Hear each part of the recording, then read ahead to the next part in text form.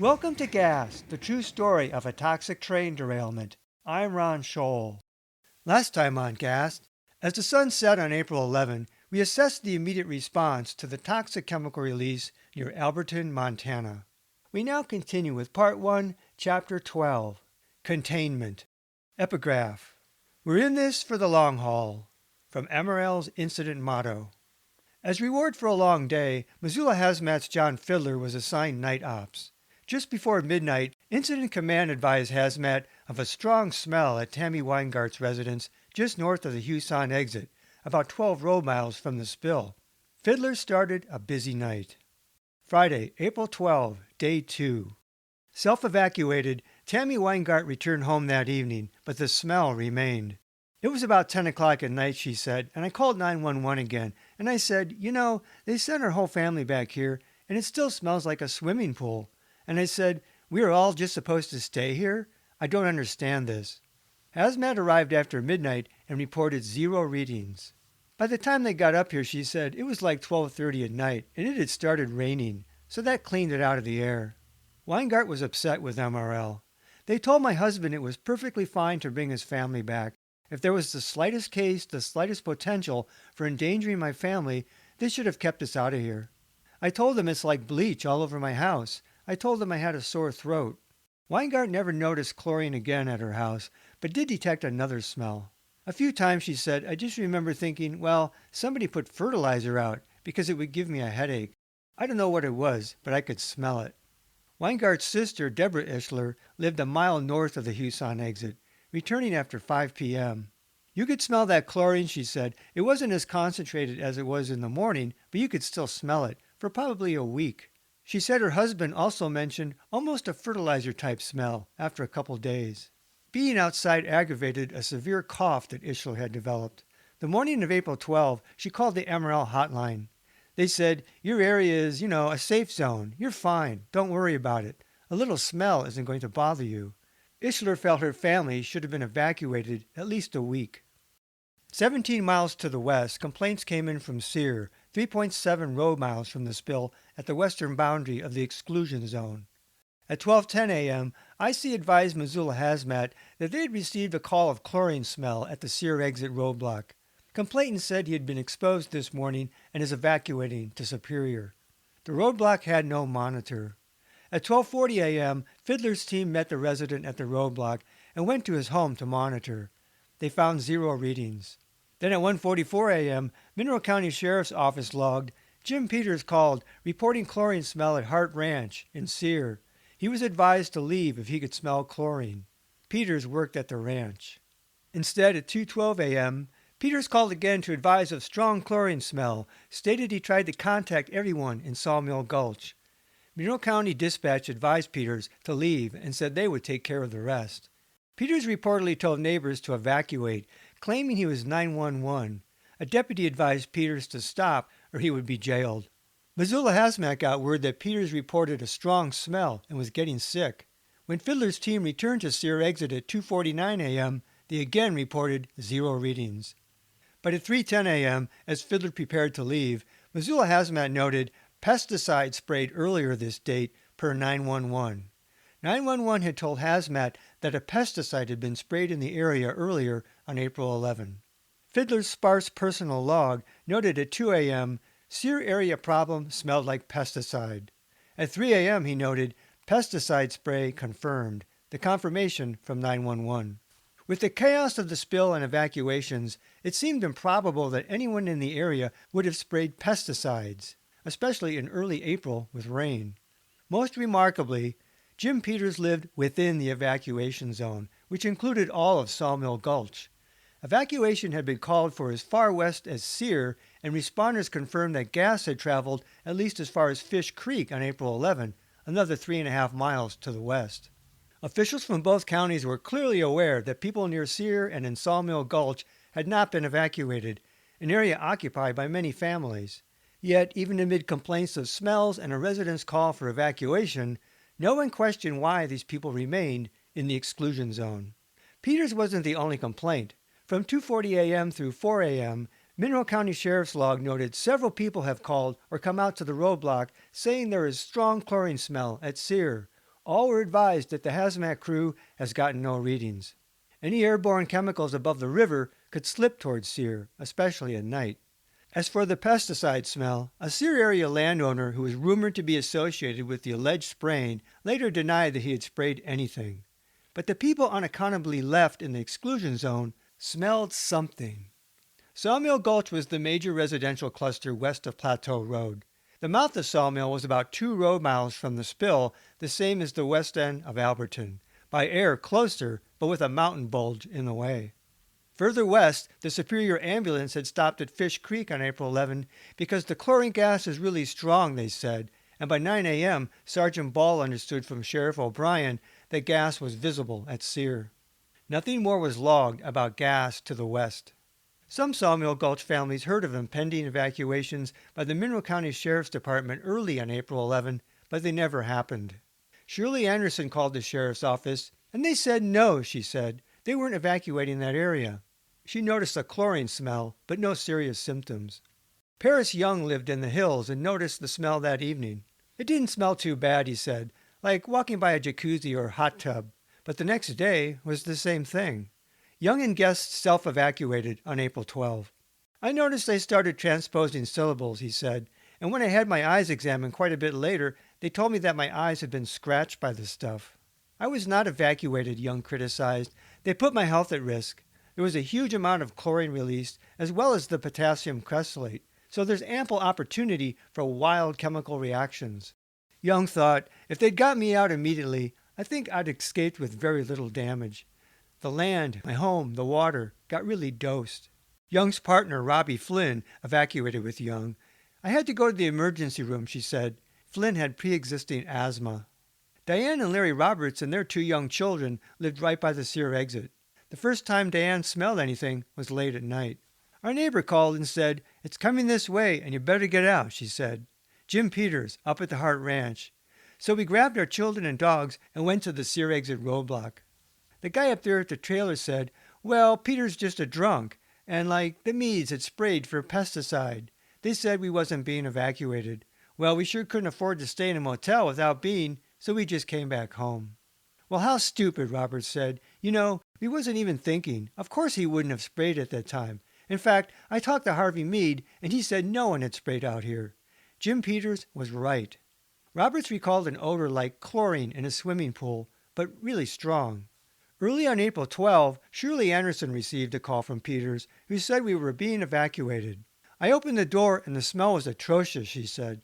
"I know what chlorine smells like. This was altogether different. It was rotten, like something that would want to make you throw up. Something like a real strong weed killer. I mean, it was really overwhelming."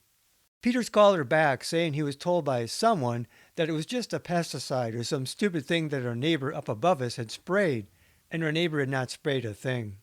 Larry Price of Superior volunteered with Mineral County Search and Rescue and helped staff the roadblock at Sear the evening of April 11. Price noticed an acrid smell that tingled in your nose, chlorine, but not just chlorine. There was something else in it, he said, kind of sweeter. Within 4 hours, I coughed and had blood, raw red blood. Price developed a dry, sore throat, sinuses and eyes, and shortness of breath, along with a headache and bleeding gums. Price believed these symptoms indicated more than chlorine exposure, but according to I.C. Waldron, he worked in an area safe from any exposure. "But see," Price said, "this is the thing I brought up the first day I was there to the command, was that chlorine settles." When Sawmill residents and the roadblock crew started complaining of a pesticide smell, we called in and said there was a change in odor, and they, at the spill site, said, "Well, it's not us. Somebody must be putting out chemicals. Check and see." The roadblock crew was told to check Harvey Mead's property between the mouth of Sawmill Gulch and the roadblock north of the river. That deputy and we went up there and talked to Mr. Mead and asked him if he had put out any fertilizer or anything. Mead said no. "And it wasn't as strong up there as it was down at the roadblock," Price said. IC's response, Price said, was, "Well, we don't know where it came from." You have to understand that after the first 4 hours of my shift, it had to be something really strong, because Price's sinuses were overloaded and flowing. Mineral County Commissioner Charlie Rock corroborated the falsehood of blaming the pesticide-like smell on Harvey Mead, whom Rock called. He said he hadn't sprayed, Rock said.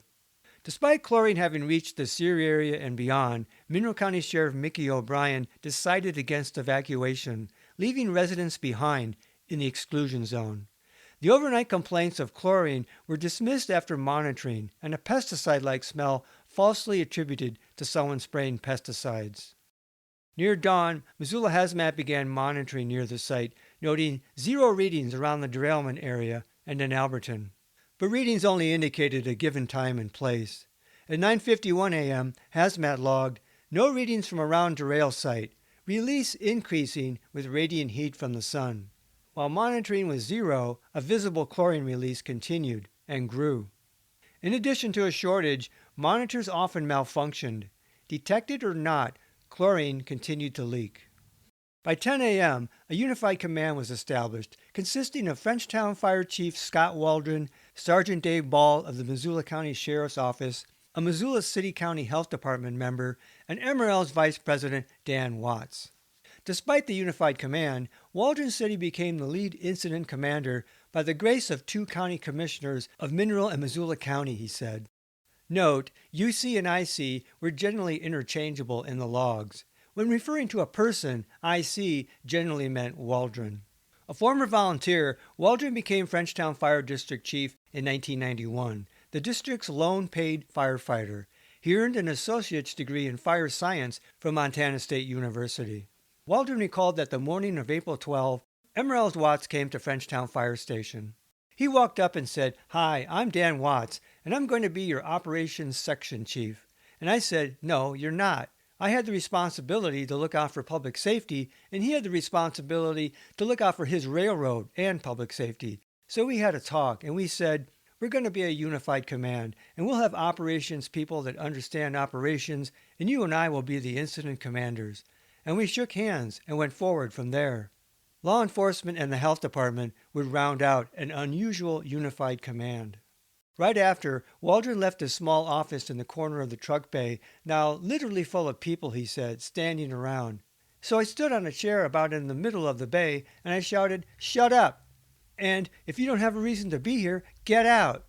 As Waldron recalled, the Coast Guard was there, as well as FEMA, though he apparently confused FEMA with the EPA in his memory. "We kind of had to sort out who was in charge," he said. "Coast Guard, a cute little redhead from over in Washington, was telling me she was the boss because it was a navigable waterway. The guy from FEMA was telling me he was in charge, and none of us had the authority and capability to manage it." Waldron decided he was in charge. Missoula Health Department Director Ellen Leahy characterized Waldron as incident commander, with other unified command representatives in support roles. "We listened to each other," Leahy said.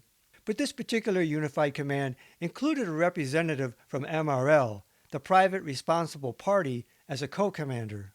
Waldron agreed this was not common. But it felt right for this kind of an incident, he said. They had lots of resources. They were willing to work within the system. It was beneficial to everybody involved, I think, that we included them as a full partner there. But the setup was even more uncommon. Below IC or UC came the Incident Command System general staff of 4 sections: Operations, Logistics, Finance, and Plans. Lieutenant Mike McMeekin of the Missoula County Sheriff's Office became the Operations Chief, or rather, one Operations Chief. This system was different from anything McMeekin had ever seen. For whatever reason, he said, we had parallel incident management structures, public sector and MRL. Instead of one operations chief, there were 2, and so on. And then you had their own organizations underneath them, he said. Every one of the command general staff positions was duplicated, and that's highly unusual. It's the only incident I've ever been on where they had that. On MRL's side, every person was either MRL employees or MRL appointed. McMeekin had no idea why this parallel structure was set up. In most situations, that really wouldn't work, he said. But in this case, he thought everyone worked together well with MRL. But the parallel structures weren't merely duplicates. MRL's command structure was set up to oversee the spill site exclusively. They were taking care of the scene, McMeekin said. Outside the scene was ours. The unique command structure was obviously MRL's idea, agreed to by Waldron. This was the Missoula Health Department's first involvement in an incident command. McMeekin called public health arguably the single biggest responsibility of any of the government agencies involved. Health Department Director Leahy said the spill was out of her jurisdiction and that the Missoula County Commissioners had to loan the Health Department out at the request of Mineral County, which had few resources. In reality, this was very much a transboundary spill, and evacuees came from both counties. Only the derailment site was exclusively in Mineral County. The Health Department initially found itself marginalized. Ben Schmidt represented the agency until Leahy took over a few days into the incident. We had a lot of disagreements with MRL the first few days, Schmidt recalled. MRL thought that the health department should be excluded from meetings, and they didn't understand that, no, we had a right and a responsibility to be at things like that. Schmidt had the impression that MRL tried to basically take over the cleanup with the Frenchtown Fire Department right at the very beginning, he said. He thought Waldron was part of the problem, clearly unaware that the Unified Command System was really three distinct branches involved in the decision-making process: fire, law, and health. But more so, Schmidt pointed to MRL, the unique fourth branch on this Unified Command. They thought they were sometimes totally in charge of the site, he said, just like at the beginning, trying to meet without the health department being involved with the real planning meetings. Schmidt called on the help of Jim Carlson, the director of the health department's Environmental Health Division, to intervene, which ended the exclusion at meetings. Waldron, who called the Unified Command setup with MRL very unique, claimed Montana Rail Link owned the ground. They had the train. They could have easily said, "Get off of our property and we'll deal with this. And all we could do is protect the public." In fact, MRL leased the line from Burlington North and Santa Fe, and the federal government had authority because a federal highway was closed, and also because of substantial endangerment to public health and the environment. MRL had no exclusive control. Indisputably, being on the Unified Command as well as setting up a parallel command structure for the site gave MRL much more control than normal. By the end of the first day, it appeared that MRL and its contractors would call the shots at the spill scene. IC noted April 12, "The technical specialists will make the decisions." The tech group was under MRL control. The techs quickly outlined their decisions at the morning's IC meeting. MRL would set up a mobile trailer near the Natural Pier Bridge for the Forward Operations Center. They would hire Marine Environmental to monitor gas levels in the area. The techs declared a 600-foot radius of work zone as the core of the overall hot zone. MRL created a pet livestock rescue plan to allow escorted residents to visit or rescue animals. The technical specialists, they said, will be the drivers. Incident Command will support their decision. And, MRL said, MRL will hold daily meetings at 2 p.m. for evacuees, phrased as MRL meetings. Media releases, at least, must go through Incident Commander Waldron. Tim Murphy of the State Emergency Response Commission would serve as a liaison for state government. At this private IC meeting, Murphy warned that the EPA could be political. This was the first mention in local logs of the EPA, an agency not yet mentioned in the media. Murphy viewed the federal government skeptically, not as a partner. A special Superfund response alert from the EPA was released at 11 a.m., reflecting information that the EPA had received by April 12. They noted 3 out of 4 chlorine tank cars were punctured, causing a chlorine vapor cloud. Continue to have intermittent releases of vapor. This report made no mention of the potassium cresslate. Apparently, the EPA was getting information through IC and MRL and was not directly investigating. Any expertise the federal responders had to bring to the table would be foolish to ignore. At 11 a.m., Missoula hazmat suited up to escort chlorine teams to the site. Ziegler took video of 2 trips on April 12. He recalled no sign of a residual gas cloud in the Alberton area or plume at the site. The first video ended after a short recon from his truck while stopped at Reardon Crossing. Ziegler zoomed in on the wreck and caught a man just beyond the tanks, climbing down from a derailed car with no apparent protection but a hard hat. In the second video, Ziegler's vehicle crossed the tracks and then he began taping on foot in level 8 protection, with SCBA at the ready. The sunny scene was quiet as he approached to within 20 feet of the tanks. Unlike adjacent chlorine tanks tilted towards him, the Cresslate tank was tilted to the south, its rupture at its low end, butted against the known chlorine leaker, an indication of a heavy spill. A faint white or grayish vapor rose above the tanks, then more vapors from between the chlorine leaker and the potassium cressolate tank. The sun was coming out. It was getting warm, Ziegler said. Fumes were starting to come off. Ziegler felt nervous. Soon, he hopped back in the truck, taping as they drove off. Ziegler's team crossed the tracks and approached the wreck from the south to fill more cars and placards. Chlorine readings were 0 on the monitor. They crept past the rail piece, twisted into an arch, stopping about 50 feet short of the end of the chlorine tank that lay in the ditch. Ziegler again forayed with his camera on foot, zooming in on the other tanks and an empty gondola car. Some pines looked dead brown. On the back side of the car, he said, we saw the blue gas starting. I turned to my partner and said, we need to go, now. Time to leave. The ground was heating up. It's starting to off-gas now, Ziegler said, and vaporize out of the thing.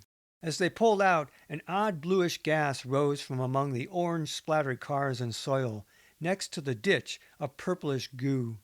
The EPA's Chris Weiss explained chlorine's auto-refrigeration as wherever the liquid was exposed to an air surface with water vapor, the cold liquid formed an ice skin. Liquid chlorine in the soil could ice at its surface as well.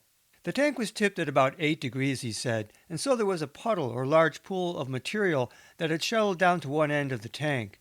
In a freeze-thaw cycle, the ice would melt and the chlorine would boil and cool, evaporative cooling basically, and then become viscous and not so volatile. A renewed ice skin formed upon the extremely cold liquid. Though no one knew at the time, Car 3 was not empty. Life would be easier for the techs if the whole tank load had simply vaporized. Typically, a rupture left the tank half full of chlorine, the Chlorine Institute's Jack Ahern explained, because as it goes from liquid to gas, it takes a lot of energy, and all of a sudden it freezes up. So there's no more heat left, so you're stuck with half a tank, he said, of a deadly liquid belching deadly gas. Ziegler never again went past Reardon's Crossing. As the hazmat safety officer, normally he would have been responsible for deciding who entered the site.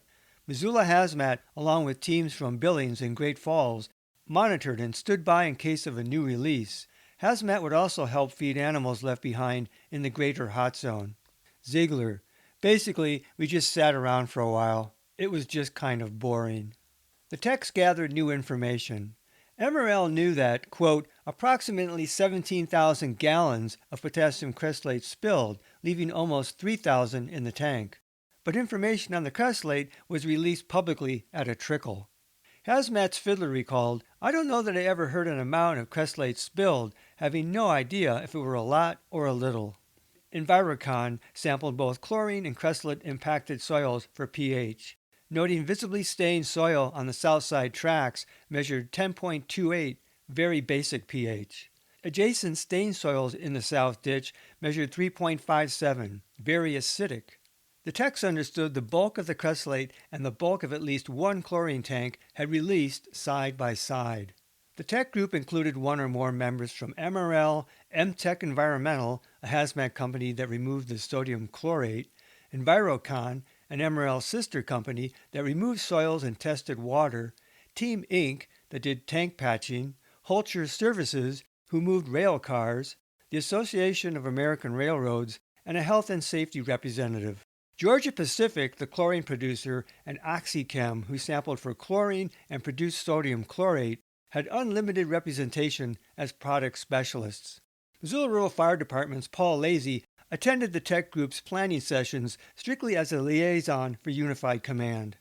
ChlorRep team members arrived as well from Dow Chemical, which mobilized industry personnel and equipment to respond to chlorine emergencies. The techs now declared the yardstick for the worst-case scenario was 14 more days, April 26.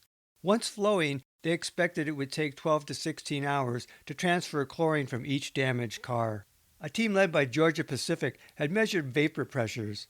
Car 1 had 77 psi, Car 2 95, Car 3 0, Car 4 60 psi. The techs believed Car 3 empty, having no pressure. Car 4 was a concern because, loaded at 85 psi, was now only 60 psi. Car 4 also had ice on it, sign of a possible leak. The techs modeled that, under current conditions, a major gas release would reach 9 Mile exit in about 72 minutes. They also noted there is no potassium cresylate on the ground. Everything has soaked in. For the offloading of chlorine, 12 empty chlorine tankers, 2 full caustic tankers, sodium hydroxide for neutralizing, and 2 empty caustic cars were en route. Tomorrow, Holcher would begin to clear the track and lay temporary panel track. The animal rescue and feed might begin tomorrow, the text said. The techs would assess at daybreak. Meanwhile, they noted, EPA personnel have been at the 9 Mile command post, asking questions. MRL's Watts would give them the information they need. A marginalized spectator, the EPA was not part of the tech group or unified command. MRL's representatives had assumed the paramount roles of planning the transfer of the chemicals, sampling for contamination, planning for cleanup, assessing the evacuation, holding evacuee meetings, and planning for resident visits. This was MRL's show. As the techs considered whether to allow residents back to retrieve or feed pets and livestock, rumors spread of unconfirmed reports of dead animals in the area. Wild animal injuries or deaths would be expected, especially close to the site, just as vegetation damage. No survey of wild animal casualties took place. Dead animal rumors heightened concern for domestic animals left behind, whose care was a practical concern regardless. Incident Command and MRL conducted a test rescue run Friday afternoon up Petty Creek. Carol and John Greenwood lived 1 mile up Petty Creek. We were a test group to see how fast people could get in and get out to take care of their animals, Carol said, one of 4 families participating. The Greenwoods went in with a deputy and removed 3 foaling mares and fed 17 other horses within 20 minutes. No one wore protective gear, but the plan was to get out if anyone smelled anything strong. A chlorine monitor apparently detected nothing, John said. Yet, he said, there were pockets of it that you could smell in the pasture. There was definitely pockets of that gas there for several days. The test run was deemed a success. As the day warmed and gas rose from the spill site, the Emergency Operations Center received calls from people east and west of the exclusion zone, claiming to smell chlorine. Within the exclusion zone, peripheral monitoring later in the day showed no readings. The lack of readings convinced officials that the area beyond the broad hot zone was safe for the next day's animal rescue, and monitoring would continue Saturday morning. At 2 p.m., the first evacuee meeting was held at the Red Lion Inn in Missoula, with a panel to give information and answer questions. According to IC, MRL held these meetings and published handouts summarizing each one. The official evacuee meeting minutes were more detailed, but included few quotes. An estimated 300 to 400 people attended the first meeting. I.C. Waldron announced the evacuation could last 14 days. MRL's Dan Watts said people would probably be able to return home with an escort to feed livestock and pets. Chris Hohol spoke for the tech group, saying 5 cars are damaged, but some cars do have pressure. He said there was some caustic chemicals on the ground, the only mention regarding the potassium cresylate. Once transloading starts, he said, it does become dangerous. There could be significant chlorine gas releases. A home reentry plan would be made before evacuees could return to stay. A plan will be in place to monitor the air in the homes, the text said, a reassuring promise. No questions were summarized in this meeting's sparse minutes. In fact, no audience questions or comments were recorded until the meeting of April 14. The Saturday Missoulian shed light on what had actually been an emotional gathering. Hohol said that all 4 chlorine tankers had breached, with much of the substance leaked, he said, and 1 car actually may be close to empty. The chlorine continued to leak in, quote, minuscule amounts during freezing and thawing of ice. Little sign of chlorine had been detected in the air monitoring beyond the wreck, he said. But Hohol cautioned that precipitation or movement of the cars during the offloading process could result in a major release. Once pumping began, it could take 2 weeks of round-the-clock effort to secure the remaining chlorine. The audience gasped in dismay. April 26. Containment then was relative. The chlorine beast could escape again and again, and this was the reason for the continued evacuation. Hohol made a statement in the paper that apparently made no impact and would soon be forgotten. Buried in the back page of the news article, he said that, quote, chrysalic sodium, a derivative of sodium hydroxide, was also leaking in a minuscule amount. This was the potassium cresylate solution, still not properly identified. The Missoulian had earlier reported that the tank leaked, quote, only slightly and very locally, but never reported that 17,000 gallons had already spilled. Hohol said the caustic liquid, quote, does not give off a gas, but is dangerous if inhaled. Hohol didn't explain how something that gave off no gas could be inhaled. He said, it made the cloud look worse, much worse than it actually was, about the mixture of the two chemicals. This interesting statement begged for follow-up. How had the cresylate made the cloud look worse? Was he referring to the large, persistent blue-gray cloud near Alberton most of Thursday? Hohol stated there had been a mixture of the cresylate and the chlorine. What did this mean? What chemicals had spread in the cloud besides chlorine? By all published accounts, no one asked such questions. Not officials, not the media. Chemist Garen Smith said later that Hohol's statement about the cloud doesn't make any sense to me. For the audience, the hot topic was animals left behind, described in the paper as the biggest issue. Amid angry outbursts and interruptions, I.C. Waldron emphasized the need for safety. Horses and cattle are giving birth, and we've got to get in there and get food and water to those animals, shouted one man. Will you go 24 hours without eating? Yelled another. Hull explained that the technical crew advised to wait until Saturday to allow people in for short blocks of time to care for animals, if conditions remain stable. We don't care about the technical advice, someone interrupted. Wasn't it technical people that put that train together? Another evacuee asked. In a separate interview, Waldron told the Missoulian, I would rather have you go home and complain for the rest of your lives that we kept you out too long than allow you in for 1 minute and have an occurrence where you get injured and complain that we didn't keep you out. The techs already planned for the visits as a practical matter, but now officials faced angry residents. Dead animal rumors heightened residents' concerns. The techs would assess conditions at daybreak before authorizing the visits. The issue was chlorine stability at the site. But there were options. Get the animals all out or leave them in, have residents come in, or have responders feed or evacuate the animals. The ultimate plan would be to leave the animals in place, unless residents wanted to extract any, and to escort residents periodically to care for animals. In the delineated hot zone, responders would do the feeding. But complaints went beyond animals left behind. Lucinda Hodges recalled the first evacuee meeting in an overflowing hotel conference room. Her husband, Mark Hansen, left early. He was pissed, she said, and never came back for another meeting, ever. Officials assured, she said, you're only out of your homes in case there's another accidental release at the site. But it was perfectly safe in Alberton. Mark's like, if that's the truth, then I want to go home, because I can get out if there's another release. Hodges didn't know the Unified Command Team and didn't trust them. Deborah Griffin recalled MRL's Dan Watts showing some footage, she said, and of course everybody gasped when they saw the cloud.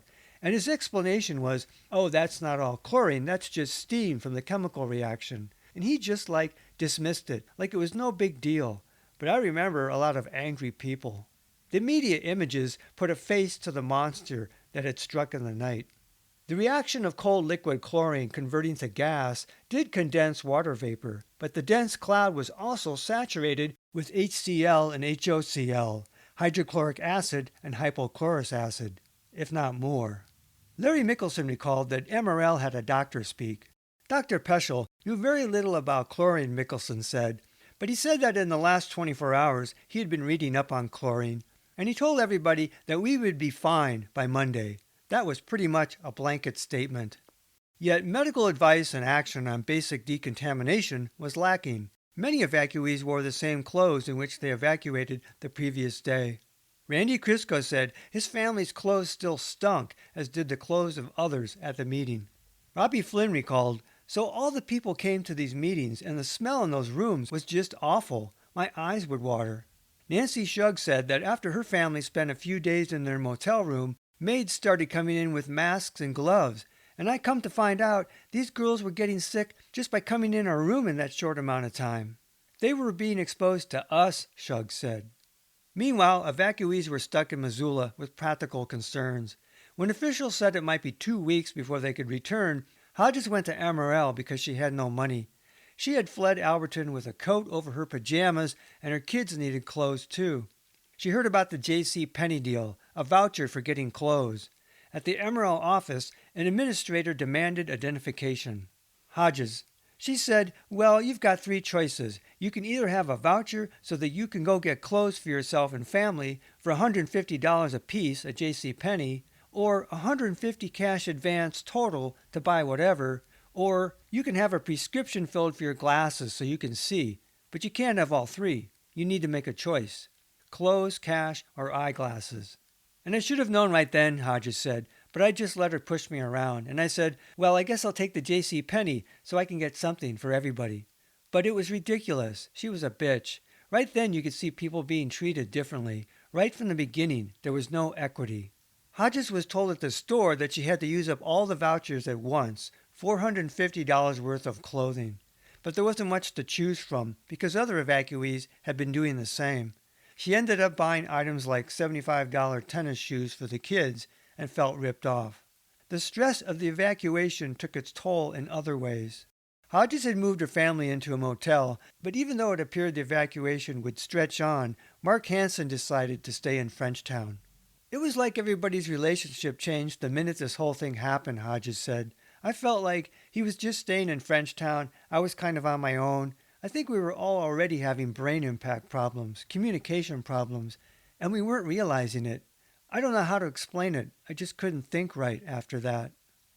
Friday afternoon, forward operations set up at the Natural Pier Bridge, and forward command was established at Station 5 near Petty Creek. Though forward ops was just within the edge of the broad hot zone, not quite 3/4 of a mile from the spill, it was considered a safe area. Everyone who didn't need to be at forward ops was stationed at Station 5, including Missoula Hazmat. Station 5 lay within the exclusion zone, with evacuated homes to the east. The techs recommended I-90 remain closed, the major link west of Missoula. Yet, with the detour, there were concerns that Highway 200 was badly broken up and injuries could occur, creating more pressure to reopen I-90. Fortunately for MRL, they had a north rail line that paralleled Highway 200. They otherwise risked losing money by the hour. At 6 p.m., the tech group met at Station 5 to update the status of the chlorine tanks. There will be another air monitoring tomorrow at daybreak, they said. At that time, we will review the evacuation area and determine if it can be decreased. Marine and Environmental Testing Incorporated of Portland, Oregon, plan to set up systematic air monitoring stations on Saturday. In the late afternoon, Missoula Rural Fire Chief Bill Reed had told the media that the gas had dissipated enough at the spill site to allow people to approach as close as 50 yards without wearing protective gear. But chlorine levels near the cars made safety assumptions a guessing game, especially since systematic monitoring had yet to begin.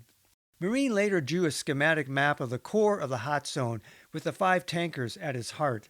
Direct recorded chlorine levels ran the gamut during a 50-minute span between 6 and 7 p.m. on April 13, of 0 parts per million just north of the cars, 6 parts per million 25 feet to the east, and up to 50 parts per million in the ditch to the south.